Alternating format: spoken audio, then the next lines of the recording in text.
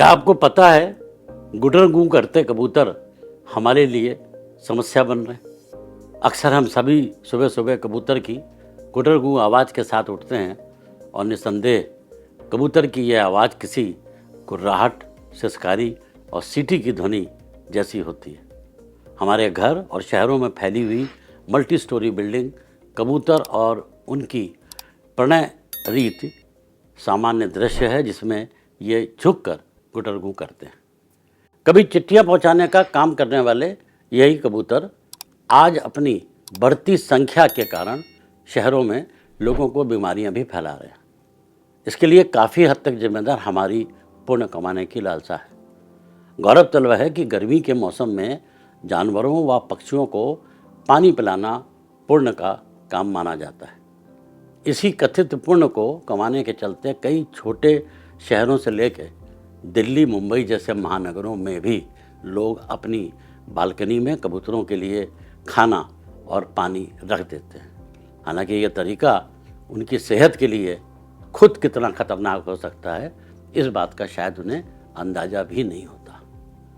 शहरों में कबूतरों की संख्या के बढ़ने का सबसे बड़ा कारण लोगों का जगह जगह पर उनके लिए दाना रखना माना जाता है, जबकि प्राकृतिक रूप से अगर कबूतरों को दाना न भी खिलाया जाए तो भी वे जीवित रह सकते हैं।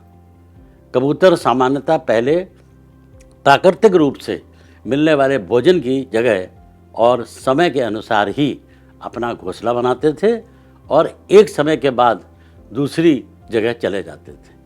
लेकिन शहरों में उन्हें पूरे साल एक ही जगह से खाना मिल जाने के कारण अब वे घरों में ही घोंसलों को बना लेते हैं, जिससे उन्हें तो सुविधा होती है और उनका जीवन भी लंबा हो जाता है।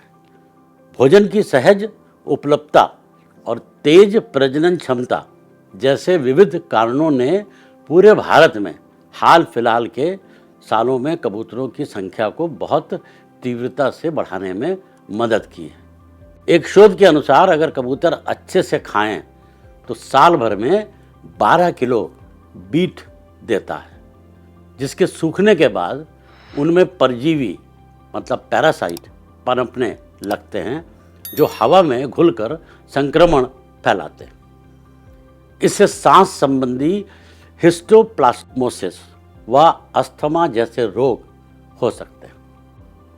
कई शोधों ने इस बात की पुष्टि भी की है कि कबूतरों के संपर्क में आने से लंग से संबंधित हाइपर सेंसिटिविटी न्यूमोनाइटिस इन्फेक्शन होने का खतरा रहता है। कबूतर की बीट के 100 मीटर के दायरे में गुजरने से भी इस बीमारी के चपेट में आ सकते हैं। इससे लोगों को एलर्जी की शिकायत भी हो जाती है। कबूतर की बीट में ग्रेनुलोमा नाम का पार्टिकल पाया जाता है। इसमें कुछ लोगों को एलर्जी होती है। कबूतर सिर्फ बीमारी ही नहीं, घरों में गंदगी भी बढ़ाते हैं। इनकी सूखी बीट को साफ करना आसान नहीं होता है। साथ ही ये घरों में रखे सामानों को भी नुकसान पहुंचाते हैं। देश में सबसे आम पक्षियों में सबसे पहले कबूतर और उसके बाद कौवा आता है। इसका कारण भोजन और शहरीकरण की प्रचुरता और आसान उपलब्धता है।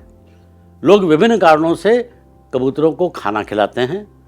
मानवीय आधार खाना न खिलाए तो वो मर जाएंगे और दया जैसे कारणों को सोच कबूतरों को खिलाना समृद्धि की धार्मिक मान्यताओं से जुड़ा है। अधिकांश भोजन केंद्रों में पूजा स्थलों का या सामुदायिक स्थानों के पास कबूतरों का जमावड़ा होता है। उधर स्थानीय किराना व्यापारी जो इनके विभिन्न प्रकार के अनाज देते हैं, रोजाना 1000 रुपयों का कारोबार करते हैं। इस तरह से कृत्रिम भोजन ने कबूतरों की आबादी में भारी वृद्धि की है। दुनिया भर में 40 करोड़ कबूतर हैं, जिनमें से ज़्यादा शहरों में रहते हैं। भारत में पिछले 25 वर्षों में कबूतरों की आबादी में 100% की वृद्धि हुई है, जबकि दूसरी तरफ अधिकतर पक्षियों की संख्या में गिरावट दर्ज की गई है। मादा कबूतर खतरनाक दर से प्रजनन करती है। इसका मतलब है कि वे एक साल में कम से कम 10 स्क्वैश यानी पिल्ले को जन्म देते हैं। औसतन एक कबूतर 20 से 25 साल तक जीवित रह सकता है। इतने लंबे जीवन काल के साथ एक अच्छी तरह से खिलाया गया कबूतर केवल एक वर्ष में 11.5 किलोग्राम हानिकारक मल उत्सर्जित करता है। जम्मू विश्वविद्यालय के शोधार्थियों द्वारा किए गए एक अध्ययन के अनुसार केवल जम्मू शहर में कबूतरों को मिलने वाली ज़्यादातर खुराक आम लोगों द्वारा उनको ऐच्छिक रूप से दिए जाने वाले खाद्यान्नों से प्राप्त होती है। प्रकृति में शिकारी पक्षी कबूतरों की आबादी को नियंत्रण में रखते हैं। जंगल में बड़े पक्षी और जानवर कबूतरों और छोटे पक्षियों का शिकार करते हैं। हालांकि शहरीकरण के कारण ये शिकारी पक्षी गायब या दुर्लभ हो गए हैं, इसलिए कबूतरों की आबादी पर कोई जैविक नियंत्रण नहीं है और कबूतर बढ़ते जा रहे हैं। तैयार भोजन की आसान उपलब्धता के कारण शहरी कबूतरों ने अपनी प्राकृतिक खाना खोजने और टिके रहने की क्षमता को खो दिया है। शहरों में भोजन और सुरक्षा की आसान उपलब्धता के कारण कबूतर साल भर अपना घोंसला बना सकते हैं। कबूतर मूल रूप से गब्बर पक्षी है। जिस क्षेत्र में इसका निवास स्थान बढ़ता है वहाँ अन्य पक्षियों को बढ़ने का मौका नहीं मिलता। उपलब्ध भोजन पर पहला दावा ये करता है, नैसर्गिक रूप से कबूतर सर्वाहारी है, जिसका अर्थ है कि वो पौधे और कीड़े दोनों खाता है। लेकिन अब जब वो सैकड़ों साल से मानव बस्तियों में रहते हैं तो वे आसानी से उपलब्ध अनाज, घास, हरी पत्तेदार सब्जियां, खरपतवार, फल आदि सभी खाते हैं। कबूतरों और उनके मल से कई बीमारियां और परजीवी संक्रमणों की आशंका बनी रहती है। कबूतरों को जब खुली जगह पर या छत पर जगह मिल जाती है तो वे वहां अपना मल बड़े पैमाने पर फैलाने लगते हैं। यह बैक्टीरिया और वायरस से दूषित मल लोगों के पैरों और जूते से हमारे घरों और बच्चों तक जा सकते हैं। जब यह मल सूख जाता है तो यह धूल बन जाता है और श्वास के माध्यम से हमारे फेफड़ों के माध्यम से शरीर में प्रवेश करता है, जिससे कई बीमारियां हो सकती हैं। कबूतरों व अन्य पक्षियों की संख्या पर नियंत्रण प्राकृतिक फूड चेन के द्वारा किया जाता है। इसी के ही द्वारा काफ़ी हद तक हर प्रजाति के पंछियों की संख्या, उनके प्रजनन, मौत आदि को रेगुलेट करती है। इस फूड चेन के तहत प्राकृतिक जगहों पर रहने वाले कबूतरों को मांसभक्षी जानवर खा जाते हैं। इस तरह उनकी संख्या भी नियंत्रण में रहती है।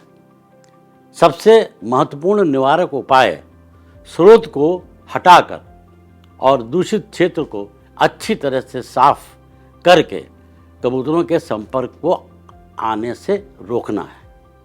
तैयार भोजन के प्रावधान के कारण शहरी कबूतरों ने अपनी प्राकृतिक मैला खाने की क्षमता खो दी है, जो किसी भी पक्षी के लिए आवश्यक है। पक्षियों को तय करने दें उन्हें क्या चाहिए, इंसानों को नहीं। अगर आम लोग खुद को बीमारियों से बचाना चाहते हैं तो उनको कबूतरों को दाना पानी देना बंद करना होगा।